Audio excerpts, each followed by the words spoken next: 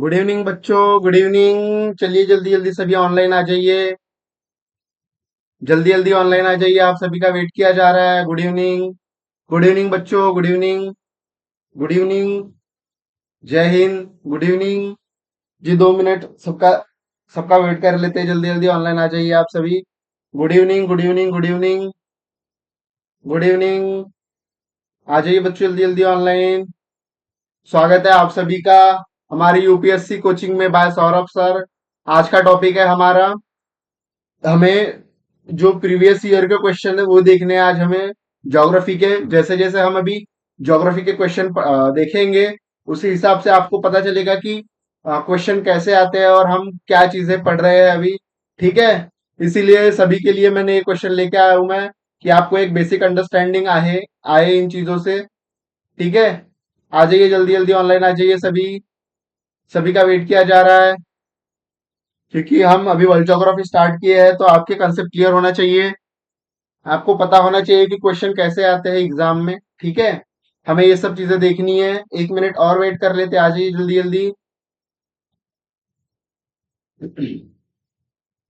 जल्दी जल्दी ऑनलाइन आ जाइए। गुड इवनिंग बच्चों। Good evening. तो स्टार्ट करें। ओके, आप सब अपने हाथ में बुक और पेन ले लीजिए। ठीक है, मैं जो जो क्वेश्चन बताता हूँ आपको अगर पॉसिबल हो तो लिखिए, या फिर मैं पीडीएफ सेंड कर दूंगा। ठीक है, लेकिन अगर हाँ, लेकिन अगर मैं क्वेश्चन दे रहा हूँ, अगर आपको ऐसा लग रहा है कि हाँ आपको इस चीज का आंसर आता है, तो आप उस क्वेश्चन का आंसर कर सकते हो।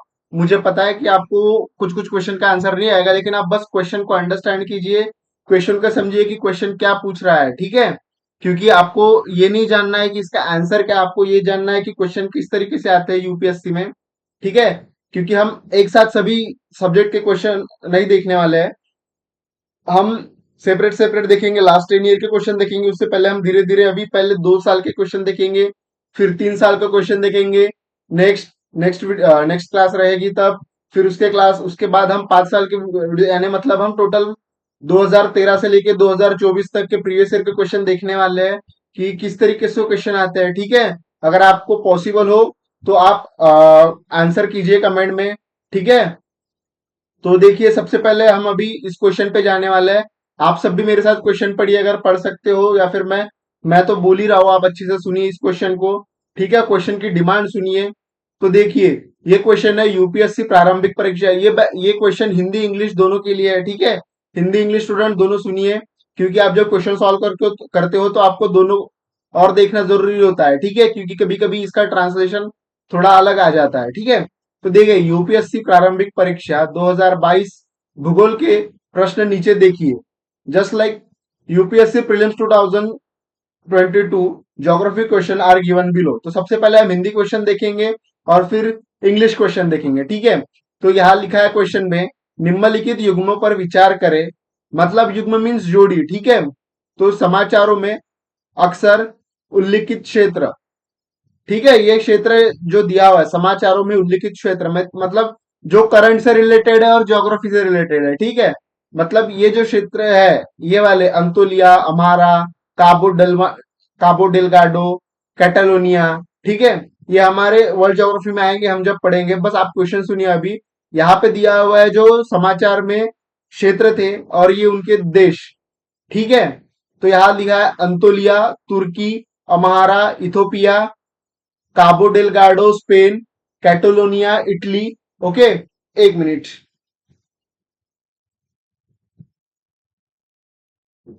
ठीक है, ये दिया हुआ है, सॉरी हाँ। उसके बाद समाचार ये दिया हुआ, उसके बाद लिखा है ऊपर दिए गए युग्मों की सही आ, सही सुमेलित है, मतलब कौन सी जोड़ी सही है, हमें ये देखना है। ठीक है, उसके बाद ऑप्शन दिए हुए इनके, कि केवल एक जोड़ी, केवल दो जोड़ी, केवल तीन जोड़े, केवल चार जोड़े। ऐसा क्वेश्चन होता है यूपीएससी का। ठीक है, तो इसमें जैसे हम पढ़ रहे हैं अभी उस हिसाब से ही है। तो देखिए अंतोलिया दिया है, तुर्की दिया है, अम्हारा दिया है, इथोपिया दिया है। अगर आपको इसका आंसर आ रहा होगा तो आप बता सकते हैं कि कौन सा आंसर होगा। ठीक है, उसके बाद हम इधर जानेंगे इंग्लिश इंग्लिश वालों के लिए क्वेश्चन, कि UPSC prelims 2022 question are given below. आपको आंसर के पीछे नहीं भागना है, ठीक है अभी, क्योंकि आपको इसका आंसर पता भी नहीं है और मैं बताऊंगा तो भी आप भूल जाओगे, ठीक है। मैं फिलहाल आपको क्वेश्चन कैसे एनालाइज किया जाता है, ठीक है, वो चीजें वो चीजें दिखाना चाहता हूँ, ठीक है। तो उसके बाद इंग्लिश मीडियम वालों के लिए region often mention in the news and country, यहाँ पे आपको ये दिया है, क्षेत्र दिए हुए हैं, उसके बाद यहाँ कंट्री दिए हुए हैं, ठीक है। तो इसमें से आपको ऐसे सोचना होता है कि कितनी जोड़ियां करेक्ट है, okay. Only how many pairs are right, okay, then only one pair, only two pair, only three pair, only all four pair, ठीक, ठीक है। तो इस तरीके से क्वेश्चन दिया होता है आपको, पहले सबसे पहले अच्छे से क्वेश्चन देखना होता है, क्योंकि कभी कभी क्या होता है ना, ये जो दिया हुआ है ना क्वेश्चन ऊपर दिए गए कितने युग में सही सम्मिलित है, यहाँ का कभी कभी दिया होता है कि कितने युग्म सही नहीं है, ठीक है। तो ये इस तरीके से क्वेश्चन दिया होता है, ठीक है। आपको अभी फिलहाल आंसर के पीछे नहीं भागना है, ठीक है।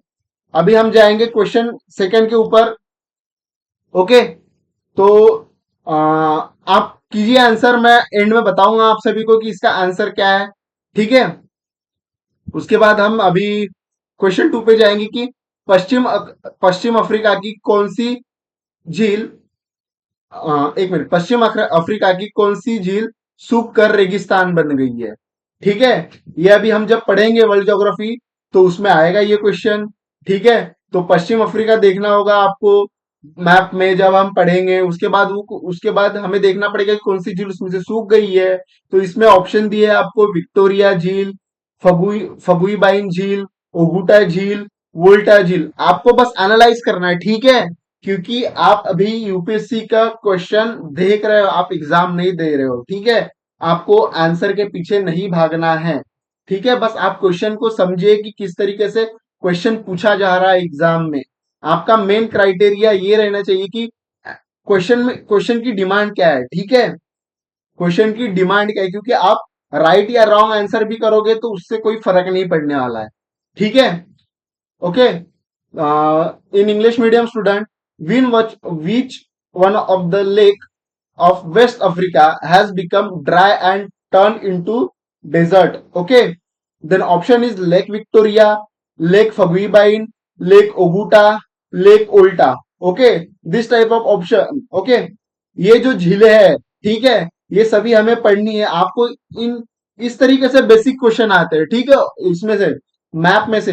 इसीलिए मैंने जब आपकी क्लास ली थी तो आपको कहा था कि देखिए इस तरीके से क्वेश्चन आते हैं, आपको ये क्वेश्चन जानना जरूरी है। जैसे मैंने बताया था कि देवी जल संधि, ठीक है, उसके ऊपर कौन सा एरिया, कौन सी जल क्षेत्र आता है, नीचे कौन सा जल क्षेत्र आता है, ठीक है। उसके बाद आपको दिखाया था मैंने मैक्सिको की खाड़ी का, बेरिंग जल संधि का, पनामा स्थल संधि का, ये छोटी छोटी चीजें, ठीक है। ये जो होता है ना, ये आपको याद रखनी होती है, क्योंकि क्या होता है इन्हीं में से क्वेश्चन आता है वर्ल्ड ज्योग्राफी का, और यही क्वेश्चन होते हैं जो हमें इसमें से प्रीलिम्स में इसमें ज्यादा मार्क्स कवर करने होते हैं, ठीक है। बच्चों मैं आंसर बताऊंगा आपको, लेकिन पहले आप क्वेश्चन की अंडरस्टैंडिंग करो, ठीक है। जो मैं आपको बताना चाह रहा हूं वो समझो, आपकी क्वेश्चन किस तरीके से बनते हैं, ठीक है। मैं आपको एक सोचने की, आप तो आंसर कर दोगे एक बार जब मैं पढ़ा दूंगा ना आपको, आप इन चीजों का आंसर बिल्कुल कर दोगे, ठीक है। आप फिलहाल अभी क्वेश्चन की डिमांड समझो कि क्वेश्चन किस तरीके से पूछा जा रहा है यूपीएससी में। आपका मेन फोकस जो है क्वेश्चन की अंडरस्टैंडिंग पे रहना चाहिए, ठीक है। ओके, देन हम अभी जाएंगे थर्ड क्वेश्चन पे, ओके। हमारा थर्ड क्वेश्चन क्या है, दक्षिण भारत की गंडीकोटा घाटी निम्नलिखित में से किस नदी द्वारा निर्मित हुई है? देखा आपने, ये भी कितना बेसिक क्वेश्चन है, जो भी बच्चा इंडियन ज्योग्राफी करेगा हमारे साथ, ठीक है, वो इजीली इस क्वेश्चन का आंसर दे पाएगा, ठीक है। हाँ हाँ जी, मुझे पता है इसकी पेन्नार पेन्नार नदी, मुझे पता है, मुझे आंसर भी पता है, बस मैं आपके लिए कर रहा हूँ, ठीक है। आप ये मत समझिए कि सर को नहीं आता है करके, ठीक है। वरना बताने के लिए मैं क्वेश्चन पढ़ के सिर्फ आंसर बता दूं और चले जाऊंगा। मुझे आपकी बेसिक अंडरस्टैंडिंग इंप्रूव करनी है, आपको सोचना, आपको इस तरीके से पेपर एनालाइज कराना है कि आपको जब आप सिलेबस पढ़े, आप हमारे साथ जब जब हम पढ़ेंगे कि किस तरीके से ये चीजें होती है, तो आपको डायरेक्टली क्लिक होना चाहिए कि हाँ इसमें से क्वेश्चन बन सकता है, ठीक है। क्योंकि ये जो है क्वेश्चन है डायरेक्ट क्वेश्चन पूछे जाते हैं यूपीएससी में। ठीक है, तो हम अभी जानेंगे कि दक्षिण अफ्रीका की गंडीकोटा घाटी निम्नलिखित में से किस नदी द्वारा निर्मित हुई है। तो ऑप्शन दिया हुआ है Kaveri, Manjira, Pennar, Tungabhadra. Okay, then English medium student के लिए हम अभी पढ़ेंगे Gandikota can Gandikota canyon of South India was created by which one of the following river? Then option is Kaveri, Manjira, Pennar, Tungabhadra. Okay, you analyze the question. You think what is given the option. Okay, I will told you some after time. We saw only a question today. Okay, उसके बाद देखिए कैसे किस तरीके से question पूछा गया है। ठीक है, पीक मीन्स चोटी। ओके, ये चोटी दी हुआ है यहाँ। ओके, ये चोटी दी हुई है, नमचा बरवा चोटी है, ये पर्वत है। तो क्वेश्चन पढ़ेंगे हम अभी की निम्नलिखित युग्मों पर विचार करें। ऐसे आपको दो चीजें दी होगी, एक पर्वत दिया होगा, एक उसकी चोटी दी हुई होगी। ठीक है, उनकी जोड़ियां बनानी होती है। इस तरीके से क्वेश्चन यूपीएससी में ज्योग्राफी में पूछे जाते हैं। ठीक है, आपको सोचने की क्षमता, या फिर आप जब क्वेश्चन पढ़ोगे या फिर आप सिलेबस पढ़ोगे, जब हम पढ़ाएंगे तब आप अच्छे से एक बार रिवाइज करोगे तो आपको ये चीजें इजीली समझ में आएगी। ये जो हम इंडियन ज्योग्राफी की जब क्लास स्टार्ट करेंगे तो ये आपको पहले ही क्लास में पता चल जाएगा इस क्वेश्चन का आंसर। ओके, तो हम अभी पढ़ेंगे क्वेश्चन कि इधर दी हुई है पीक, उसमें दी नमचा बरवा, नंदा देवी, नोकरेक। ठीक है, उन्हीं की जोड़ी दी हुई है पर्वत में। ये राइट जोड़ी नहीं होती, हमें इसमें से पता करना होता है। ठीक है, इसमें दिया है गढ़वाल, गढ़वाल हिमालय, कुमायूं हिमालय, फिर सिक्किम हिमालय। इसमें से कौन सी जोड़ी सही हुई है हमें ये देखना होता है। इसमें ऐसे ऑप्शन दिए होते हैं एक और दो, केवल दो, एक और तीन, केवल तीन। ठीक है, जैसे ये अब इंग्लिश मीडियम वाले स्टूडेंट ध्यान दें। Consider the following pair, this side given option is peak and this side the mountain. This peak name is Namcha Barwa, then mountain name is Gadwal Himalaya, then this side Nanda Devi, Nokrek, and this side is Kumayu Himalaya and Sikkim Himalaya. Which of the following pair given above is corrected match? Okay, this is the option 1 and 2, second only, 1 and 3, 3 only. ठीक है, इस तरीके से Indian geography से question पूछा जाता है। आप देख सकते हो कि कितने इजी टाइप से क्वेश्चन पूछा जाता है। ठीक है, और ये ज्यादा एकदम प्रीवियस, मतलब एकदम पिछले एकदम है नहीं। आप 22 और 21-22 के क्वेश्चन है, 2021 और 2022 के क्वेश्चन। ठीक है, तो आप इस तरीके से एनालाइज कीजिए कि देखिए कि कैसे क्वेश्चन पूछे जा रहे हैं। ठीक है, यहाँ पर एग्जाम में। ओके, देन हम अभी पढ़ेंगे आगे वाले क्वेश्चन की क्या दिया है आगे क्वेश्चन में। ओके, समाचारों में अक्सर सुने जाने वाला शब्द लेवेंट मोटे तौर पर किस क्षेत्र से संबंधित है। ओके, ऐसे क्वेश्चन दिए हो गए यहाँ की लेवेंट क्षेत्र कहाँ पे दिया हुआ है। ठीक है, तो ये हम वर्ल्ड ज्योग्राफी में पढ़ेंगे अभी, जब हम पढ़ेंगे तब। ठीक है, इसके ऑप्शन दिए हुए हैं पूर्वी भूमध्य सागर के तट के साथ के क्षेत्र। ऑप्शन बी दिया है मिस्र से मोरक्को तक फैला उत्तरी अफ्रीका तटवर्ती क्षेत्र। जी मैं अभी आपको आंसर इसलिए नहीं बता रहा हूं कि आपको आंसर बताने से भी आपको अभी उतना आइडिया नहीं आएगा। ठीक है, ये हम अपने ये क्वेश्चन हम सॉल्व जरूर करेंगे। ठीक है, जब हम क्लासेस स्टार्ट करेंगे अभी सेकंड क्लास थर्ड क्लास, जिस जिस एरिया में ये क्वेश्चन आएंगे उस इस एरिया में हम ये क्वेश्चन लेंगे। उस टाइम हम ये क्वेश्चन इजी अच्छे से सॉल्व करेंगे, आप खुद इसका आंसर दे पाओगे। ठीक है, तो आप अभी इस चीज पर फोकस करो कि आपको बस क्वेश्चन सुनना है, पेपर को एनालाइज कर रहे हैं हम कि किस तरीके से क्वेश्चन पूछा जाता है। ओके, तो इसके ऑप्शन दिए हुए हैं पूर्वी भूमध्य सागर के तट के साथ के क्षेत्र, मिस्र से मोरक्को तक फैला उत्तरी अफ्रीकी तटवर्ती क्षेत्र।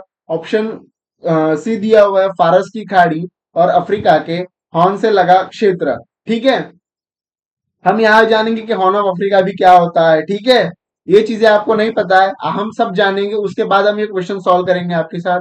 ऑप्शन डी दिया है भूमध्य सागर का संपूर्ण तटीय क्षेत्र। Okay, in English for English medium student the term Levant often heard in the news roughly corresponds to which the following region along the eastern Mediterranean shore, region along North African shore stretching from Egypt to Morocco. Option C, region along Persian Gulf and Horn of Africa. Option D, the entire coastal Mediterranean Sea. Of the areas. Okay, एक minute. इस तरीके से question देखे जाते हैं, ठीक है, easy.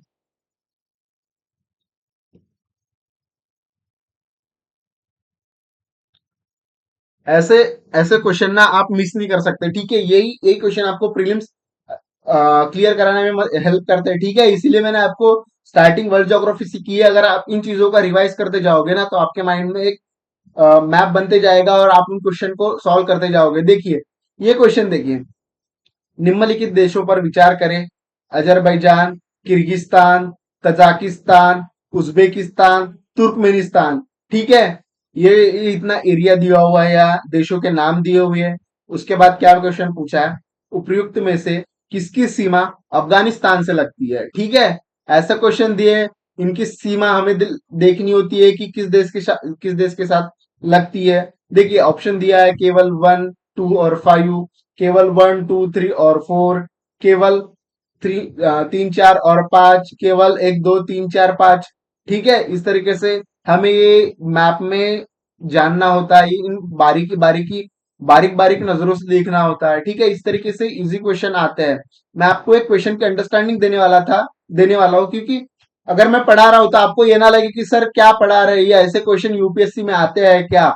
इसलिए मेरा ये मोटो है कि आप हम प्रॉपर उस चीज पे आने से पहले एक बार आप एनालाइज कर लो इन क्वेश्चन को, कि आपको पता चले कि नहीं सर हमें राइट डायरेक्शन में गाइड कर रहे हैं, हमें सिर्फ पढ़ाने के हिसाब से नहीं पढ़ा रहे, हमें क्वेश्चन सॉल्व करने के हिसाब से पढ़ा रहे कि सर हमारा हमारा भी भला चाहता है, ठीक है। क्योंकि अगर मैं आपको पढ़ा रहा हूं तो आपको उसमें से कुछ आउटपुट मिले, आप एग्जाम क्लियर कर सके, ये मेरा उद्देश्य है, ठीक है। इंग्लिश मीडियम स्टूडेंट के लिए जानेंगे कि consider the following countries, Azerbaijan, Kyrgyzstan, Tajikistan, Uzbekistan, Turkmenistan, which of the above have border with Afghanistan? Okay, option is 1, 2 and 5. Option is 1, 2, 3 and 4. Option C is 3, 4 and only 5. Option D is 1, 2, 3, 4 and 5. Okay, this type of question asked in the exam. Okay, so we teach this type of question in our class. Okay, so attend our class. Okay, then we go our question number 7. Bharat के संदर्भ में निम्नलिखित कथनों पर विचार करें। जो monazite दुर्लभ मृदा तत्वों का एक स्रोत है, ठीक है। मोनाजाइट मृदा तत्वों का एक स्रोत है। मोनाजाइट में थोरियम होता है। मोनाजाइट भारत के संपूर्ण तटीय क्षेत्र की रेत में प्राकृतिक रूप से पाया जाता है। भारत के केवल सरकारी निकाय ही मोनाजाइट का प्रसंस्करण या निर्यात कर सकते हैं। हम अपने क्लास में जानेंगे कि मोनाजाइट क्या होता है, ठीक है, वो किस तरीके से मृदा के स्रोत के रूप में पाया जाता है। ओके, तो आप सिर्फ अभी क्वेश्चन देखिए, उसके बाद इसके कथन है, कौन से कथन सत्य है ये क्वेश्चन पूछा जाएगा। इसमें दिया है केवल 1, 2 और 3, केवल 1, 2 और 4, केवल 3 और 4, केवल 1, 2, 3 और 4। ओके, इंग्लिश मीडियम स्टूडेंट के लिए क्वेश्चन है, with reference to India, consider the following statement. Monatize, okay, sorry, monazite is a source of rare earth. Monazite contain thorium. Monazite occur naturally in the entire Indian coastal sand in India.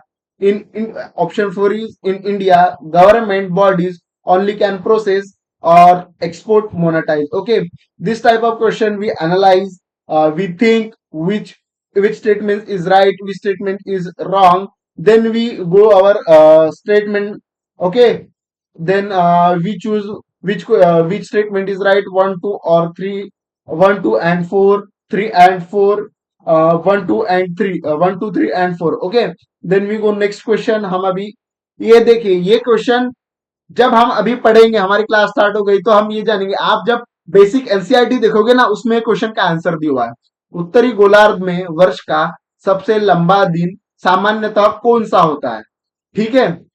इसमें option दिए हुए, जून का पहला माह, जून माह का पहला भाग, जून माह का दूसरा भाग, जुलाई माह का पहला भाग, जुलाई माह का दूसरा भाग, ठीक है। सबसे लंबा दिन हमें उत्तरी गोलार्ध में जानना होता है, ठीक है, नदर्न हेमिस्फीयर में। आपको अभी किसी किसी को पता होगा नदर्न हेमिस्फीयर क्या होता है, कहाँ पे होता है, ठीक है। किसी को नहीं पता होगा तो आप उस चीज का टेंशन मत लीजिए, हम अपनी क्लास में पूरे कंसेप्ट क्लियर करेंगे, ठीक है। इंग्लिश मीडियम वाले स्टूडेंट क्वेश्चन पे ध्यान दे।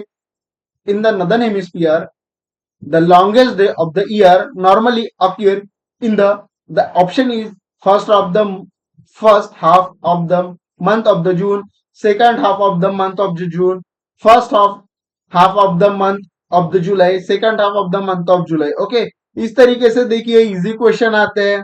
ठीक है, आपको समझ रहा होगा कि आप किस किस तरीके से प्रिपरेशन करोगे। ठीक है, यही मेरा मोटो था आपको दिखाने का कि देखिए यूपीएससी इतनी भी हार्ड नहीं है। आप क्वेश्चन अगर सही तरीके से एनालाइज करोगे, सही तरीके से आप प्रिपरेशन करोगे, तो आप कोई भी क्वेश्चन का आंसर कर सकते हो। ठीक है, ऐसा नहीं है कि आप एकदम हार्ड क्वेश्चन को देखो, ये हार्ड क्वेश्चन आएंगे। मैं आपको हिस्ट्री अभी क्वेश्चन जब हिस्ट्री क्लास स्टार्ट करेंगे उस तरीके से किस तरीके से एनालिस किए जाते हैं क्वेश्चन उस तरीके से दिखाऊंगा।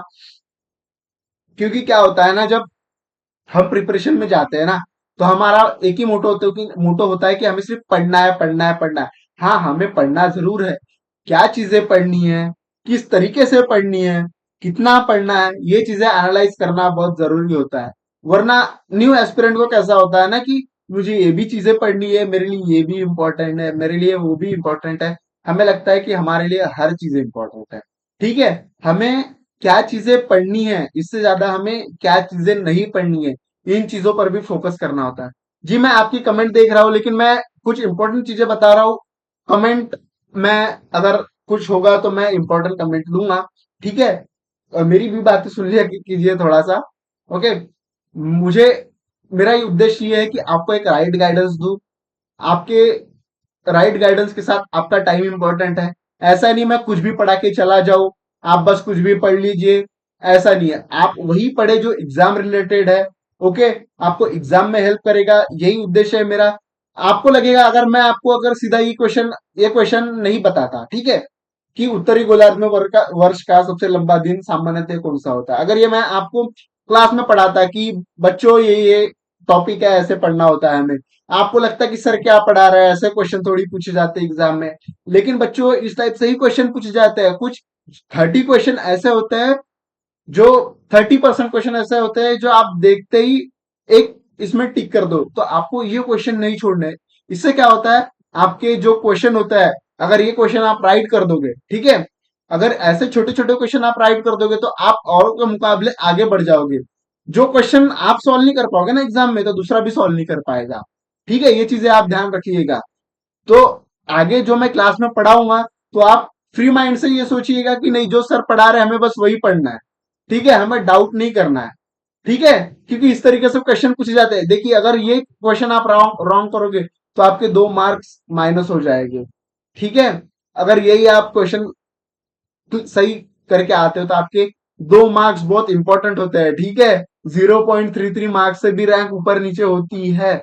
बच्चे इन वजह से भी पीछे हट जाते हैं। ठीक है, तो आप शंका ना करें जब हमारी क्लास स्टार्ट होगी कल से। और ठीक है प्रॉपर, तो आप एटलस ले लीजिए जल्दी जल्दी। ठीक है, हम आगे क्वेश्चन देखते हैं। अब आगे बढ़ते हैं। देखिए, निम्नलिखित राज्यों पर विचार करें। आंध्र प्रदेश, केरल, हिमाचल प्रदेश, त्रिपुरा। ओके, उपरोक्त में से कितने राज्य सामान्यतः चाय उत्पादक राज्य के रूप में जाने जाते हैं। आपने सोचा होगा कि इस टाइप के क्वेश्चन पूछे जाते होंगे, नहीं ना। तो ये भी क्वेश्चन देखिए, जिन बच्चों को अगर ये पता होगा कि चाय उत्पादक राज्य के रूप में कौन कौन से राज्य जाने जाते हैं, वो भी राइट करके आएंगे। बराबर है, इस तरीके से बेसिक बेसिक क्वेश्चन पूछे जाते हैं अगर आप सॉल्व करना चाहते हो तो। ठीक है, आप आंसर पे मत जाइए, अभी आप क्वेश्चन देखिए कि किस तरीके से क्वेश्चन क्वेश्चन पूछा जाता है। जिन बच्चों को पता होगा, या जो बच्चे अभी मेरे साथ पढ़ेंगे इंडियन ज्योग्राफी, वर्ल्ड ज्योग्राफी के बाद, वो बच्चे किस तरीके से इसका आंसर कर पाएंगे, ठीक है, वो तो राइट कर देंगे। बराबर है, तो इस तरीके से वो क्वेश्चन आते हैं। ठीक है, तो अब मैं पढ़ाऊंगा आपको इन चीजों के बारे में। अब इंग्लिश मीडियम वाले student, consider the following state: Andhra Pradesh, Kerala, Himachal Pradesh, Tripura. Okay, the option is how okay, the question is how many of the above are generally known as tea producing state. Okay, then option is only one state, only two state, only three state, only four state. Okay, अब हम next question देखेंगे। ये question है, निम्नलिखित युग्मक पर विचार करें। देखिए, यहाँ जलाशय दिया होगा, यहाँ राज्य दिए होंगे, कौन सा जलाशय कौन से राज्य में आता है। ठीक है, एक मिनट। ठीक है, इस तरीके से क्वेश्चन होगा। तो जलाशय के नाम पढ़ेंगे हम। घाट प्रभा जलाशय, ऑप्शन इज तेलंगाना। गांधी सागर जलाशय, मध्य प्रदेश। इंदिरा जलाशय, ओके, इंदिरा सॉरी इंदिरा सागर, आंध्र प्रदेश। मैथन, छत्तीसगढ़। देखिए मैंने कैसे कहा था, यूपीएससी एक ट्रिकी क्वेश्चन पूछता है। अगर जो बच्चा सही क्वेश्चन नहीं पढ़ेगा तो उसको क्या लगेगा, यही तक पढ़ेगा तो कि ऊपर में कौन से ये सही है। ठीक है, लेकिन मैंने फर्स्ट इसमें क्या बताया कि आपको क्वेश्चन सही से पढ़ना है। क्या दिया हुआ है, ऊपर दिए गए कितने युग्म सही सम्मिलित नहीं है, दिया है। पहले क्वेश्चन में क्या आता है, कितने युग्म सही सम्मिलित है। तो ये क्वेश्चन, हेलो, हेलो, आवाज आ रही है। तो हमें ये चीजें पढ़नी बहुत जरूरी होती है बच्चों की, इस तरीके से क्वेश्चन आए और हम उसे क्वेश्चन को सही तरीके से पढ़े। ठीक है, मुझे ये चीजें बताते हुए बहुत अच्छा लग रहा है कि आपका रिस्पॉन्स बहुत सही है। ठीक है बच्चों, आप मेरे साथ पढ़ो इन चीजों को। देखिए मैंने कैसे कहा था कि ऊपर दिए कितने सही युग्म सही सम्मिलित है और नहीं है, ये चीजें आपको बहुत जरूरी होती है क्वेश्चन को पढ़ना। फुल क्वेश्चन पढ़िए, उसके बाद क्वेश्चन का आंसर कीजिए। ओके, उसके बाद ऑप्शन दिए रहेंगे, केवल एक जोड़ी, केवल दो जोड़ी, केवल तीन जोड़े, केवल चार जोड़े। देन हम इंग्लिश मीडियम के क्वेश्चन पढ़ेंगे। The consider the following pair. Reservoir दिए होंगे इधर, इधर स्टेट दिया है। ठीक है, तो Ghataprabha Telangana, Gandhi Sagar Madhya Pradesh, Indira Sagar Andhra Pradesh, Maithon Chhattisgarh. Then the question is how many pair given above are not correctly match. Okay, there is ask not correctly matched, and some type of question is how many pair are correctly matched. So you analyze, you read the question properly, what is the question demand, and you give the answer, okay, in our exam. फिर हम अभी question अगले question की तरफ चलेंगे कि भारत में भारत में चाय बोर्ड के संदर्भ में निम्नलिखित कथनों पर विचार कीजिए। ठीक है, चाय बोर्ड एक वैधानिक निकाय है। यह कृषि एवं किसान पहला स्टेटमेंट दिया है कि चाय बोर्ड एक वैधानिक निकाय है। सेकंड स्टेटमेंट इज, यह कृषि एवं किसान कल्याण मंत्रालय से संबंध एक नियामक निकाय है। ऑप्शन 3 इज, चाय बोर्ड का प्रधान कार्यालय बेंगलुरु में स्थित है। Okay, then option 4 is, board के विदेश कार्यालय दुबई और मॉस्को में स्थित है। ठीक है, इसमें ऑप्शन दिए होंगे कौन सा कथन सत्य है। एक और दो, एक सॉरी एक और तीन, एक और दो और चार, तीन और चार, इस तरीके से दिए होंगे क्वेश्चन। ठीक है, उसके बाद हम इंग्लिश मीडियम वालों बच्चों का लिए पढ़ेंगे कि with reference to the tea board in India consider the following statement. The the tea board is statutory body, it is a regulatory body attached to the Ministry of Agriculture and Farmer Welfare. Statement 3, the Tea Board's head office is situated in Bangalore. The board has overseas office in Dubai and Moscow. ठीक है, तो देखिए जो चाय board है उसके संदर्भ में आपको स्टेटमेंट दिए होंगे कि एक वैधानिक निकाय है कि नहीं है। ठीक है, उसके बाद उसका कार्यालय बैंगलोर में स्थित है या नहीं है, उसके बाद उसका विदेश कार्यालय दुबई और मॉस्को में स्थित है कि नहीं है। इस टाइप के क्वेश्चन आते हैं। ठीक है, तो आपको ऐसे क्वेश्चन को छोड़ना नहीं है, रॉन्ग नहीं करना है। ठीक है, इनको बहुत अच्छे तरीके से एनालाइज करना है। एक मिनट।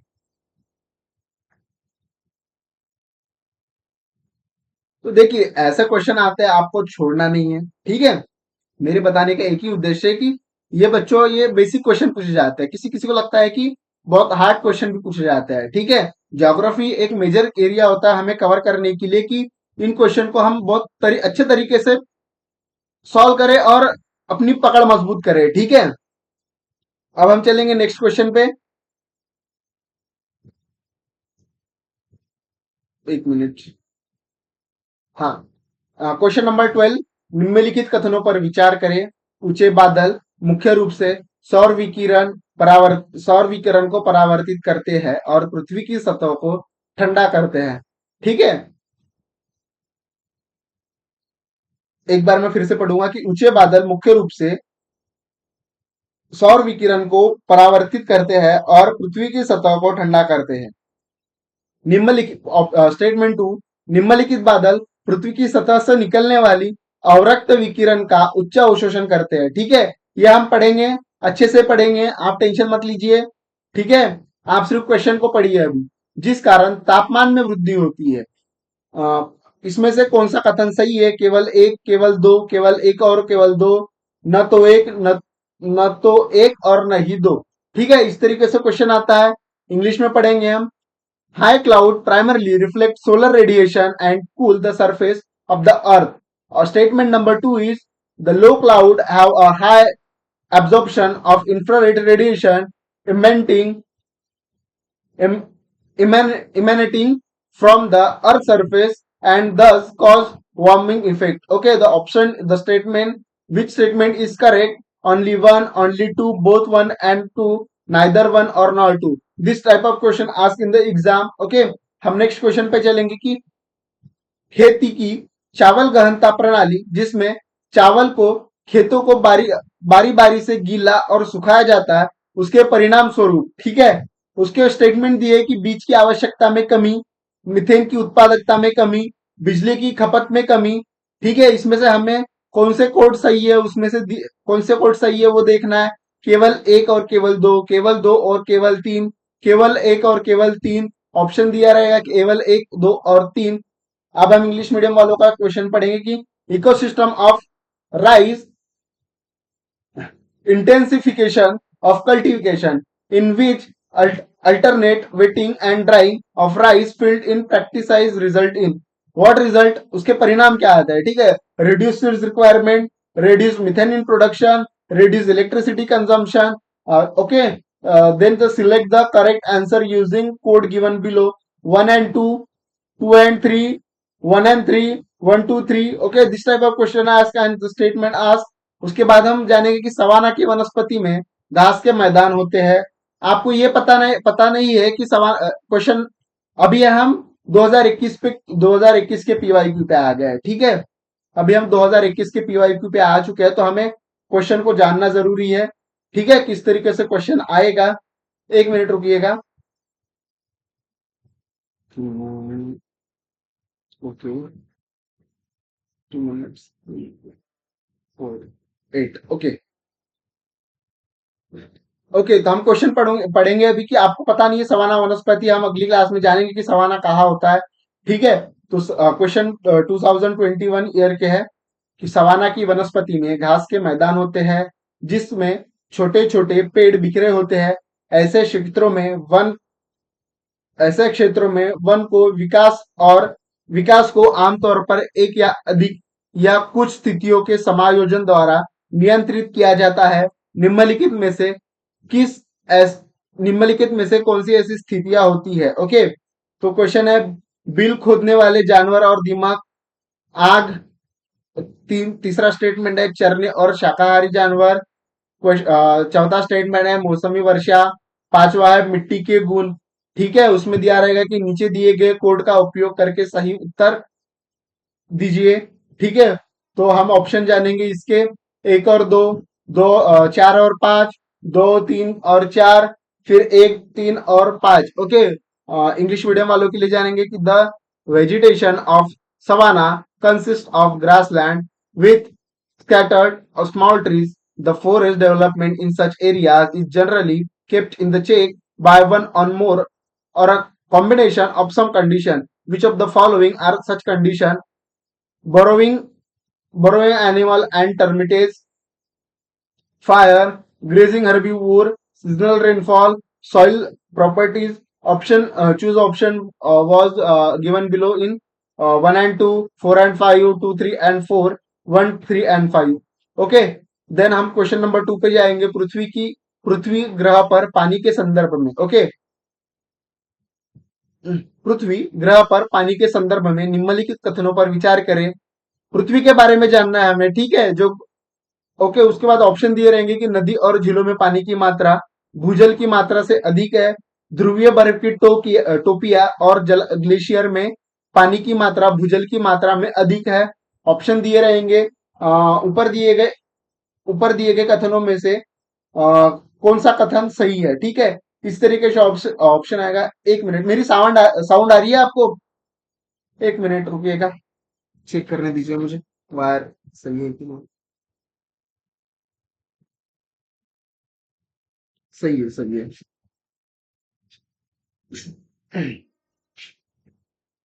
ठीक है। उसके बाद हम जानेंगे इंग्लिश मीडियम के लिए।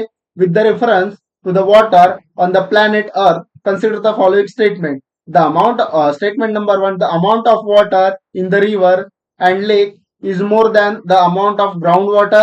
Option 2, means sorry, statement 2, the amount of water in polar ice caps and glacier is more than the amount of groundwater. ठीक है, इसमें ऑप्शन दिए होंगे, उनको ऑप्शन को पढ़ना है आपको। ठीक है, correct only one, only two, both one and two, neither one and two. Sorry, गला सूख जाता है बोलते बोलते। देन उसके बाद हम क्वेश्चन देखेंगे। निम्नलिखित कथनों पर विचार करें। Okay.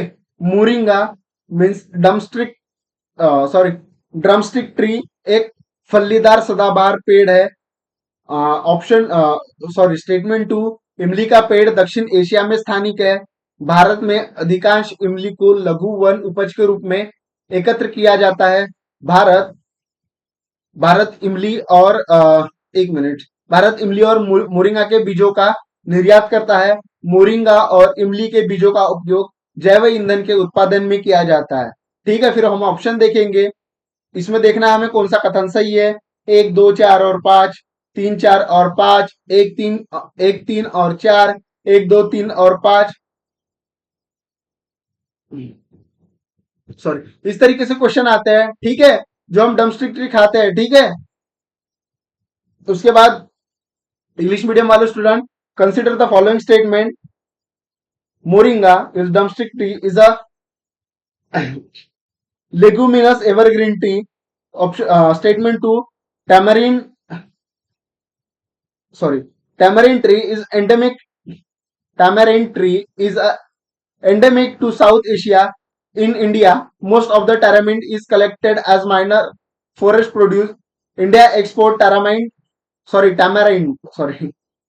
and seeds of moringa. Seed of moringa and tamarind can be use in the production of biofuel. हम कथन देखें, इसके स्टेटमेंट देखें कौन से करेक्ट है।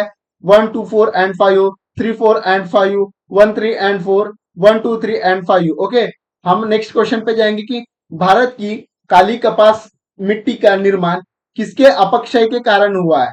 ठीक है, उसमें है ऑप्शन धुरीवन मिट्टी, विदर ज्वालामुखी चट्टान, ग्रेनाइट और शिस्ट, शेल और चूना पत्थर। ये हमारे पढ़ा अभी पढ़ेंगे तब उसमें आएगा आगे आगे क्वेश्चन में ये क्वेश्चन। तो ठीक है, आपको समझ में आएगा कि काली मिट्टी का निर्माण किसके अपक्षय के कारण होता है। ठीक है, आपको पता चलेगा। ठीक है, तो ऐसे बेसिक क्वेश्चन आते हैं। आपको अभी मजा आ रहा है क्वेश्चन एनालाइज करके, क्योंकि आपने इससे पहले कभी यूपीएससी के क्वेश्चन देखे नहीं थे। ठीक है, आप अभी पहली बार देख रहे हैं, तो आपको पता चल रहा है कि किस तरीके से क्वेश्चन पूछा जाता है। तो आप इस क्वेश्चन को एक बार फिर से एनालाइज कीजिएगा, सिलेबस देखिएगा। ठीक है, हम इंग्लिश मीडियम में पढ़ेंगे कि the black cotton soil of India has been form due to the weathering of brown forest soil, fissure volcanic rock, granite and schist, shale and limestone. Okay, ये question हमारे खुद के बनाए हुए नहीं है। ठीक है, अगर आपको लग रहा हो कि ये इजी क्वेश्चन है तो आप देख सकते हो प्रीवियस ईयर में जाके गूगल पे चेक करके, आपको यही क्वेश्चन मिलेंगे। ठीक है, इस टाइप के बेसिक बेसिक क्वेश्चन आता है, आपको जानना बहुत जरूरी होता है। आपने इसके पहले क्वेश्चन नहीं देखे तो आप, मैं जो पढ़ रहा हूं आप उसको सुनिए। आपको पता चलेगा कि ऐसे क्वेश्चन पूछे जाते हैं। पाम ऑयल के संदर्भ में निम्नलिखित कथनों पर विचार करें। पाम ऑयल का पेड़ दक्षिण पूर्व एशिया का मूल निवासी पेड़ है। आपको ये नहीं पता है कि दक्षिण पूर्व एशिया कहाँ होता है, हम बताएंगे आपको किस साइड में होता है दक्षिण पूर्व एशिया। ठीक है, हम क्वेश्चन पढ़ते हैं और स्टेटमेंट एक दिया है कि पाम ऑयल का पेड़ दक्षिण पूर्व एशिया का मूल निवासी है। स्टेटमेंट 2, पाम ऑयल लिपस्टिक और परफ्यूम बनाने वाले कुछ उद्योगों के लिए कच्चा माल है। पाम ऑयल का उपयोग बायोडीजल बनाने के लिए किया जाता है। इसमें से कौन से कथन सही है। केवल एक और दो, केवल दो और तीन, केवल एक और तीन, ऑप्शन डी दिया है केवल एक, दो और तीन। ठीक है, इस तरीके से ऑप्शन दिए जाते हैं। अभी फिलहाल हम क्वेश्चन देखेंगे, ऑप्शन की तरफ नहीं जाएंगे। ठीक है, in English medium with the reference to palm oil, consider the following statement. Statement wise the palm oil tree is native to South East Asia. Statement 2, the palm oil is raw material for some industrial producing like lipstick and perfume. Okay, then option statement C is the palm oil can be used produce biodiesel. Which statement given above correct? Option 1 and 2, 2 and 3, 1 and 3. Okay, उसके बाद हम question number 6 पे देखेंगे कि सिंधु नदी प्रणाली के संदर्भ में निम्नलिखित चार नदियों में से तीन में से एक मिलती है। जो सिंधु नदी में मिलती है, तीन में से कौन सी एक नदी मिलती है, हमें वो जानना होता है। इस ऐसे क्वेश्चन होते हैं, निम्नलिखित में से कौन सी नदी सिंधु नदी में मिलती है। ऑप्शन दिए है Chenab, Jhelum, Ravi, Sutlej. Okay, then English medium में हम जाएंगे with the reference to the Indus river system of the following four river, three river them pour into one of which join which Indus direct. Among the following, which one is such river and join Indus direct? Chenab, Jhelum, Ravi, Sutlej. इस type के basic question आते हैं। आपको समझ रहा होगा, अभी आपका इंटरेस्ट बढ़ रहा है इन चीजों में। आपको एक वो आ रहा है आप में कॉन्फिडेंस कि हम इन चीजों को कर सकते हैं सर, हमको पता है, हमको बताइए ये चीजें, हम कर सकते हैं। ठीक है, ये कॉन्फिडेंस आपको बिल्ड हो रहा होगा धीरे धीरे इस टाइप के क्वेश्चन देख के। और यही क्वेश्चन पूछे जाते हैं। ठीक है, आपको उतना सीरियस एकदम हार्ड टू फास्ट रूल नहीं है इसमें। आपको वो चीजें नहीं सोचनी एकदम कि सर हम कैसे कर पाएंगे, आप कर पाओगे, ये क्वेश्चन इजी होता है। ठीक है, तो आप मेरे साथ जो मैं पढ़ाऊंगा उसको रिवाइज करते जाइएगा डेली बेसिस पे। ठीक है, अब नेक्स्ट क्वेश्चन पे जाते हैं हम। भारत के संदर्भ में डिडवाना, कुचामल, सरगोल और खाटू निम्नलिखित में से किसके नाम है। ठीक है, ग्लेशियर, मैग्रोव क्षेत्र, रामसर स्थल, खारे झील। आपको ये नाम दिए रहेंगे, उसमें से आपको पता करना होगा कि ये नाम किस क्षेत्र के होते हैं। ग्लेशियर के नाम है या मैग्रोव क्षेत्र के नाम है, रामसर स्थल के नाम है या खारे झील के क्षेत्र के नाम है। ठीक है, उसके बाद English medium student with the reference to India, Didwana, Kuchamal, Sargol, and Khatu are the name of glacier, mangrove areas, Ramsar site और सैलियन लेक्स। ओके, मीन्स खारे झील। उसके बाद नेक्स्ट क्वेश्चन देखेंगे, निम्नलिखित नदियों पर विचार करें। देखिए, ज्योग्राफी में ना सबसे ज्यादा क्वेश्चन मैप से पूछे जाते हैं। ठीक है, इसलिए मैं आपको अभी इन चीजों पे फोकस करा रहा हूं। और यही क्वेश्चन आते हैं एग्जाम में। मैं पूरे 2022 और 2021 के क्वेश्चन लेके आया हूं, आपको पीडीएफ सेंड कर दूंगा। आप इन क्वेश्चन को देखिएगा एक बार। ठीक है, हम क्वेश्चन पे पढ़ते हैं कि निम्नलिखित निगमों पर विचार करें। ब्राह्मणी, नागावली, सुवर्ण रेखा, वंशधारा। ओके, उपरोक्त कौन सी नदी पूर्वी घाट से निकलती है। ठीक है, जो ईस्टर्न घाट होता है, हमारे इंडिया में ईस्टर्न घाट है, वहां से कौन सी नदियां निकलती है हमें ये देखना होता है। ठीक है, ईस्टर्न घाट से ऐसे क्वेश्चन आते हैं। एक और दो, दो और चार, तीन और चार, एक और तीन, इस तरीके से ऑप्शन दिए होंगे। Consider the following river, Brahmani, Nagavali, Subarnarekha, Vamsadhara. Sorry, which of the above rise of the Eastern Ghat. Option दिए होंगे एक और दो, sorry 2 and 4, 3 and 4, 1 and 3। Okay, इस तरीके से ऑप्शन आपको ऑप्शन दिए होंगे। आपको देख समझ में आ रहा होगा कि ऐसे क्वेश्चन पूछे जाते हैं, इजी है। आप एक बार पढ़ लोगे तो कर पाओगे। देखिए ये क्वेश्चन देखिए आप। ठीक है, निम्नलिखित में से कौन सी फसल सबसे कम जल कुशल है। ठीक है, यानी कम जल कुशल मतलब कौन सी फसल कम जल में उग जाती है। ठीक है, यहाँ देखिए, which one of the least water efficient crop. ठीक है, इसमें ऑप्शन दिया है कि शुगर केन, सनफ्लावर, पियर मिलेंट, रेड ग्राम। ठीक है, गन्ना, सूरजमुखी, बाजरा, लाल चना, इस टाइप के क्वेश्चन दिए जाते हैं आपको। और प्रश्न दिया जाता है, आप सॉल्व कर पाओगे इस टाइप के क्वेश्चन।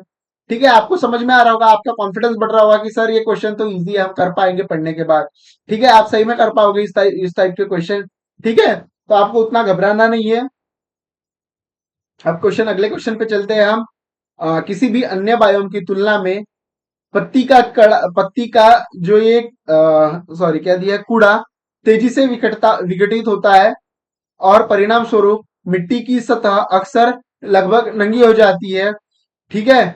पेड़ों पेड़ों के अलावा वनस्पति बड़े पैमाने पर पौधों के रूप से बनी होती है, जो पेड़ों पर चढ़कर या पेड़ों की ऊपरी शाखाओं पर चढ़ जड़ें जमा कर एपिफाइट्स के रूप में उलंग कर छतरी तक पहुंचती है। यह उससे संभावित वर्णन है।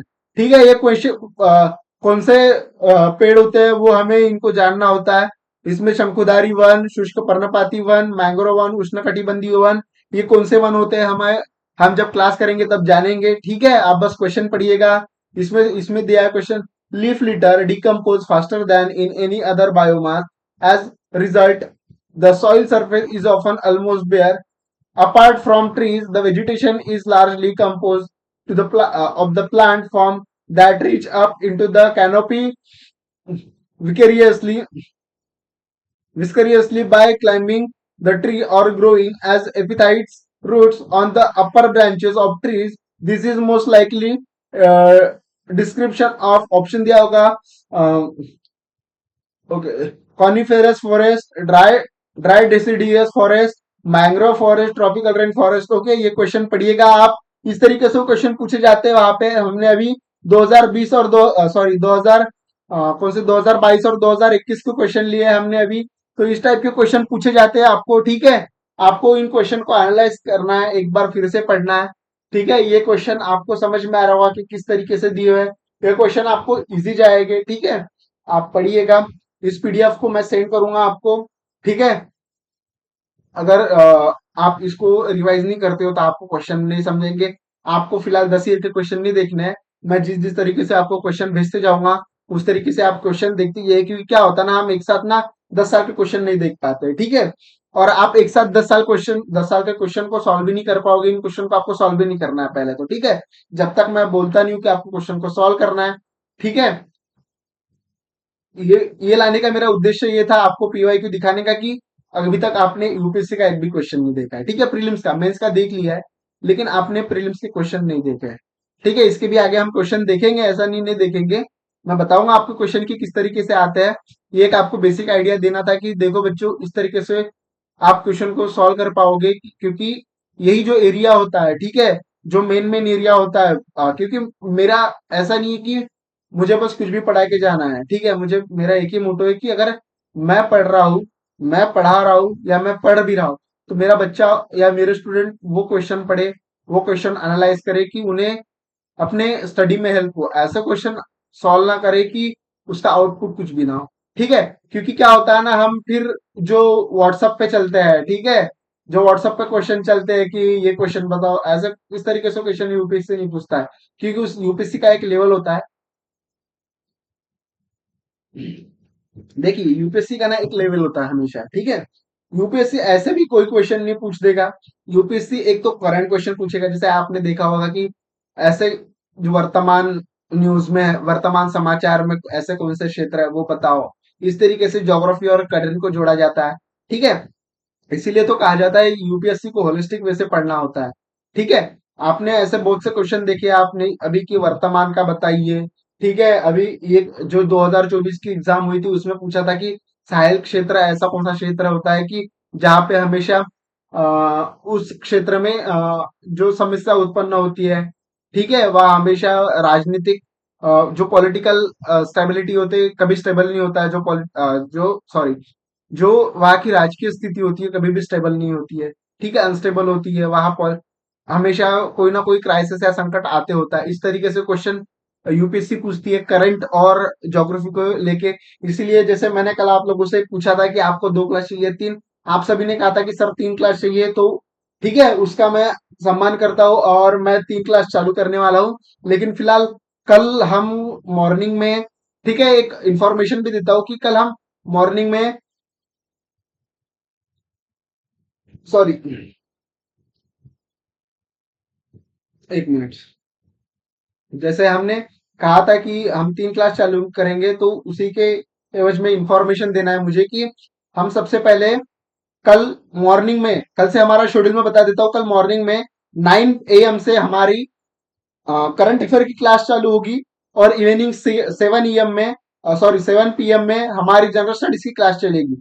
ठीक है, और उसके बाद आप अभी एकदम से 3 क्लास के लिए रेडी नहीं हो, ठीक है। मैं आपको धीरे धीरे हैबिट लगा रहा हूँ, आप 2 क्लास करेंगे अभी स्टार्टिंग में, ठीक है।